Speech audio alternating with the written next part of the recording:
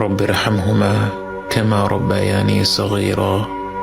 হে আমাদের রব, তাদের দুজনের প্রতি রহমত প্রদর্শন করুন, যেভাবে তারা শৈশবে আমাকে লালন পালন করেছেন। বাবা মা যে পরম স্নেহ মমতা দিয়ে একজন সন্তানকে লালন পালন করেন, সৃষ্টি জগতের কোনো কিছুর সাথেই তার তুলনা হয় না।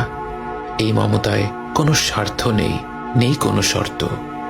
যখন আমরা আল্লাহর কাছে বাবা মায়ের জন্য দোয়া করি, আমরা পৃথিবীর পবিত্রতম মমতার কথা উল্লেখ করে রব্বুল আলামিনকে বলি, আমার রব, আপনি এইভাবেই তাদের উপর রহম করুন।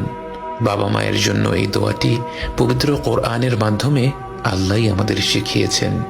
অথচ আমরা যদি শুধু বলতাম রব্বিরহামহুমা, এটাও একটা সম্পূর্ণ দোয়া। এর অর্থ, হে রব, আপনি তাদের দুজনের উপর রহম করুন। কিন্তু আল্লাহ আমাদের শিখিয়েছেন রব্বিরহামহুমা কামা রব্বায়ানি সগীরা।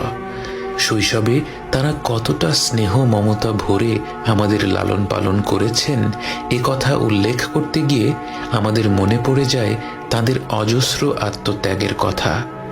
এই পৃথিবীর বুকে আমরা ভূমিষ্ঠ হওয়ার আগে থেকেই বাবা মায়ের আত্মত্যাগ আরম্ভ হয়ে যায়। রাত পেরাতে গর্ভবতী মায়ের ঘুম ভেঙে যায়, যখন তখন প্রচণ্ড ক্ষুধা পায়, শরীর খারাপ হয়, বমি হয়। বাবাকে সর্বদা সতর্ক থাকতে হয়, গর্ভবতী মায়ের যখন যা প্রয়োজন সেটার ব্যবস্থা যেন দ্রুত করে ফেলা যায়। জন্মের পর থেকে বাবা মায়ের সময়সূচি বাচ্চাকে ঘিরেই গড়ে ওঠে। বাবা মা যখন হাত তুলে তাদের রবের কাছে দোয়া করেন, তার কতটুকু নিজেদের জন্যে আর কতটুকু সন্তানদের জন্যে তা তো কেবল আমাদের রবই জানেন। এবং তিনি জানেন বলেই আমাদের শিখিয়েছেন রব্বিরহামহুমা কামা রব্বায়ানি সগীরা।